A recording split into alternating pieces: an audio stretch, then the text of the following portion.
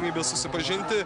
29 metai, 96 kg, 1,75 cm.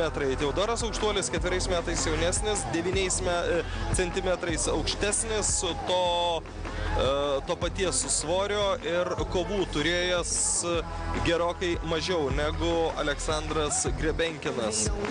Grebenkinas per savo karjerą yra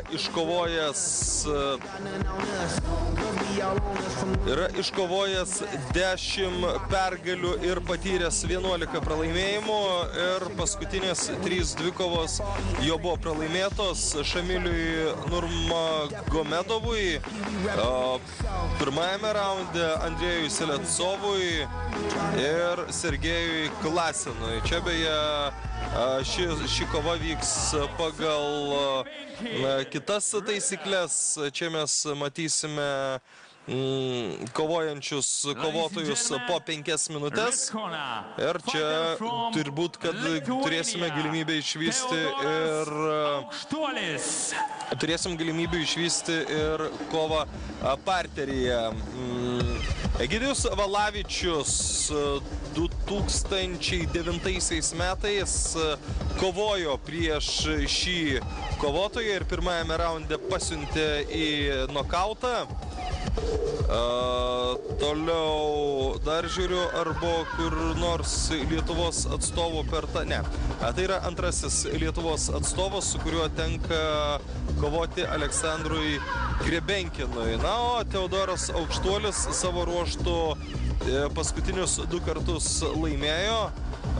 Pagal MMA taisyklės Kšištofas Pietraščikas buvo paskutinysis kovotojas, nugalėtojas balandžio 18 dieną ir prieš tai įveiktas Henrikas Ošmanas. Tiesa, jau kiek anksčiau, prieš keletą metų įvyko ši dvikova ir netrukus prasidės jau 4. šio vakaro kova. Teodoras Aukštuolis.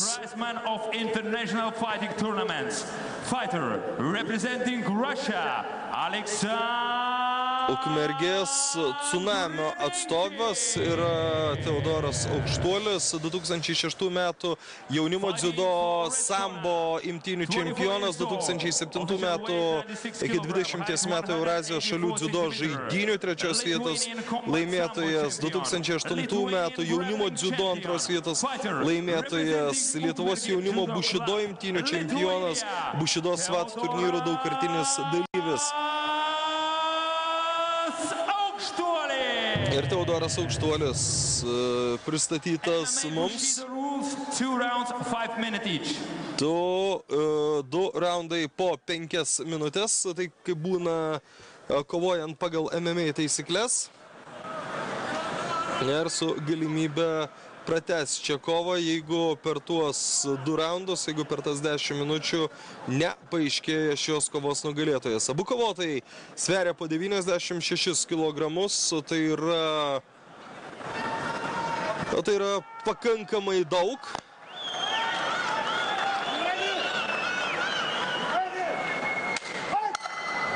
Ir teisėjas duoda startą šiai kovai.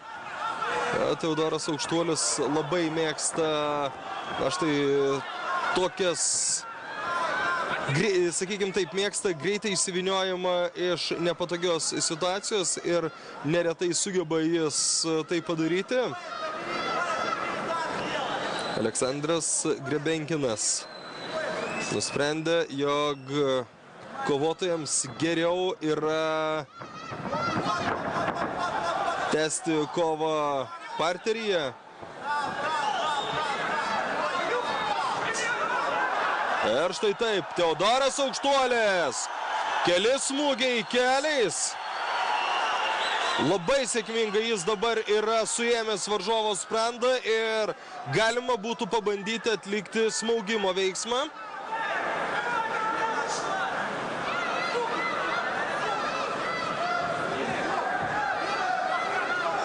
Na, nepavyksta pavojingai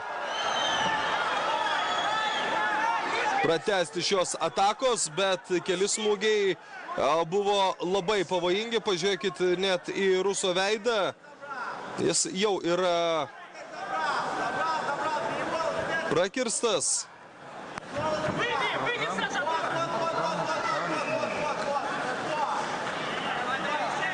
Ir matome, kad stengiasi labiau nekovoti Rusas negu kovoti. Teodoras Aukštuolis nieko prieš būtų dar paspartinti šią kovą. Ir kol kas jis yra šios dvikovos lyderis. Tas pirmas 2 minutės tikrai priklauso lietuviai. Bėda ta, kad 2 minutės yra tik 20% kovos.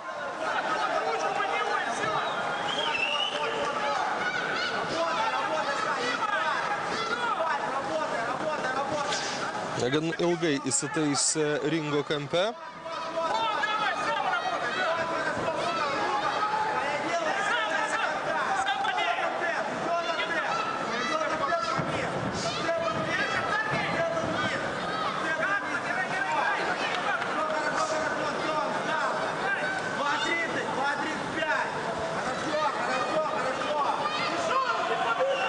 Ir, sakykime taip, veiksmo neypatingai dabar.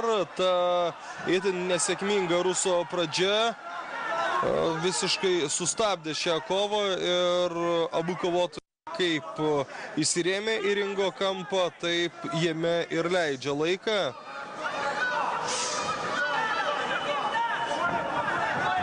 Na, pagaliau pavyksta įsivaduoti iš jo ir darosi įdomesni veiksmai iškart.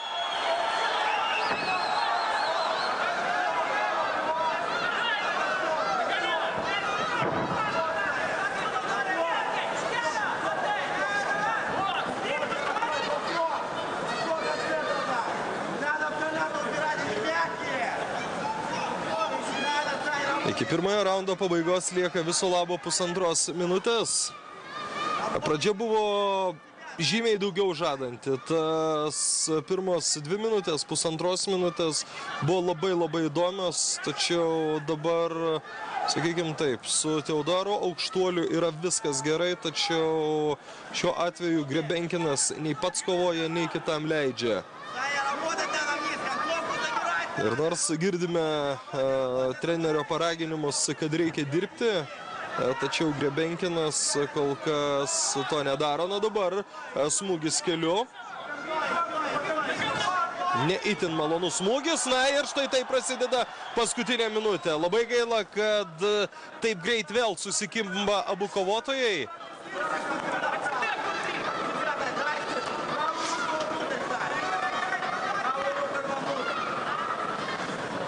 Na, turbūt daugiausiai laiko štai šiame ringo kampe per visą pirmąjį raundą praleido abu kovotojai.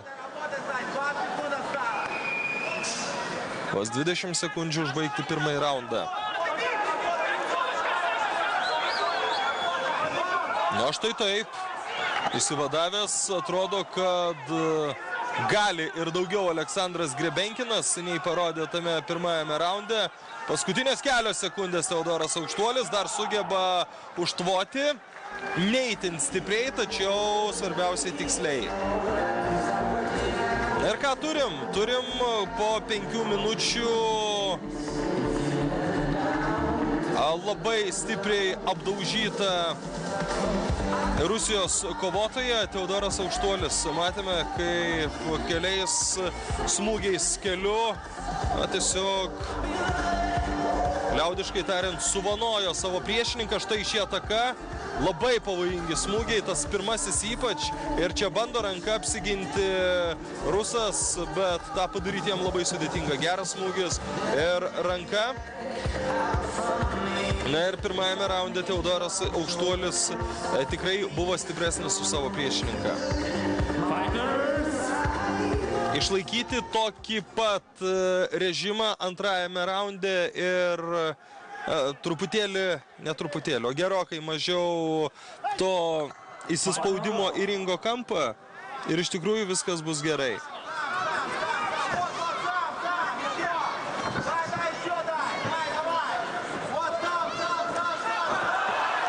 Na, antrajame raunde atrodo, kad nusiteikę rimčiau yra kovotojai. Ir čia pats nemaloniausias vaizdas, tai tie klinčai, kurie iš esmės yra labai ilgi ir nieko neduodantis.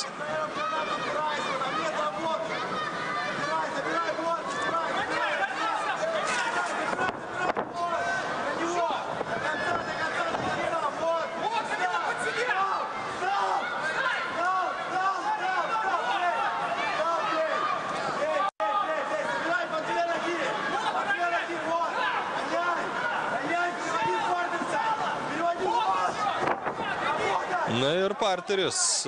Pirmajame raunde buvo vienas toks epizodas, tačiau labai trumpas. Labai greit išsinėrė Teodoras Aukštuolis iš varžovo gniaužto ir perkelė kovą vėl į stovėseną. Šiuo atveju jau dabar tas parteris yra ilgesnis. Na ir neįtin sėkmingoje pozicijoje yra Aukštuolis. Bando išlysti už ringo virvių.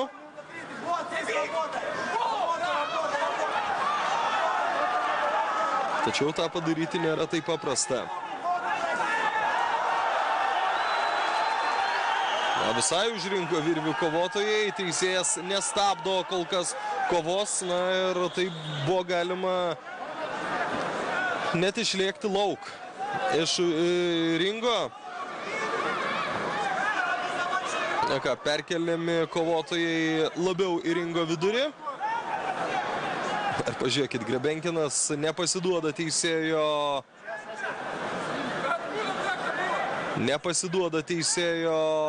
raginimams keliauti dar labiau į ringo vidurį.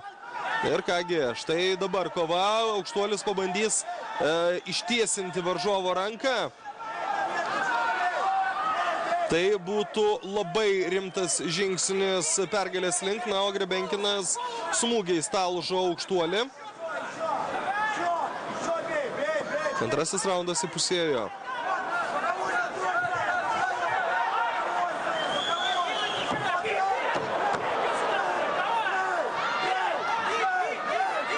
Šiaip atrodo, kad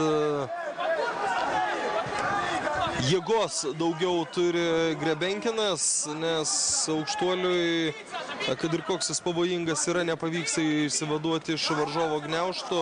Ir tą patį mes matėme, kai sportininkai buvo atsidūrę ties ringo kampu.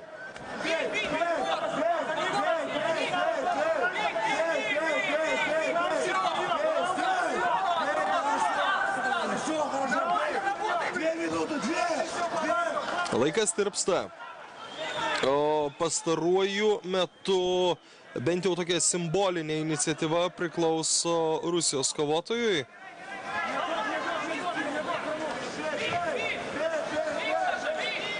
Ir vėl prie pat ringo virvės tiek lietuvis, tiek rusas.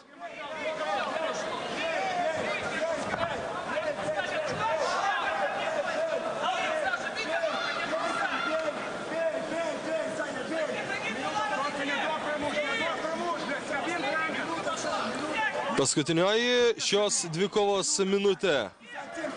Su sąlyga, kad nebus pratęsta ši dvikova. Buvo labai gerų akimirkų, tačiau vertinant visą kovą pernelyg daug laiko viskas užsitęsė arba parteryje, iš esmės be veiksmų, arba ringo kampe. Teodoras Aukštuolis pats yra iniciatorius parterio ir be reikalo turbūt jis pasirinko tokį sprendimą, nes stovėsenoje jis yra pajėgesnis už savo varžovą ir mes tą matėme, mes galėjome tuo įsitikinti.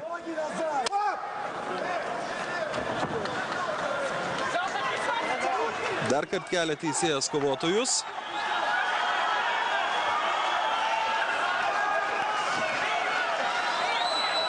Na ir čia jau tokia nematant, kur smūgiuoja dvikova, antrasis raundas yra baigtas.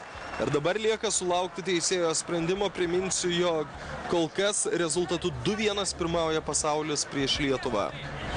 Olandijos kovotojas Jordi Laretas ir lenkas Davidas Mirkovskis nugalėjo Martyną Jasiūną ir Herkulų Košiūną, o Valdemaras Kulda įveikė Latvį Raimondą Aukštikalnį. Čia ketvirtoji dvikova. Buvo tikrai labai rimtų momentų. Bet dar kartą pasikartosiu, pernelyg daug epizodų buvo, kai nepavyko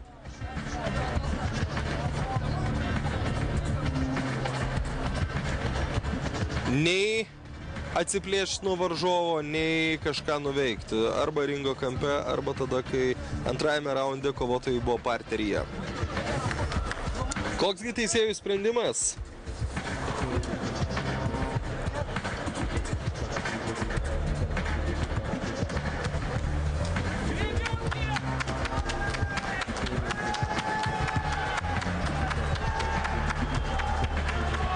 Nagi, pakankamai ilgai reikia laukti. After 2 rounds, by judge decision, by points, the winner is red corner, Teodoras Aukštuolis. Teodoras Aukštuolis taškais laimi šią dvikovą.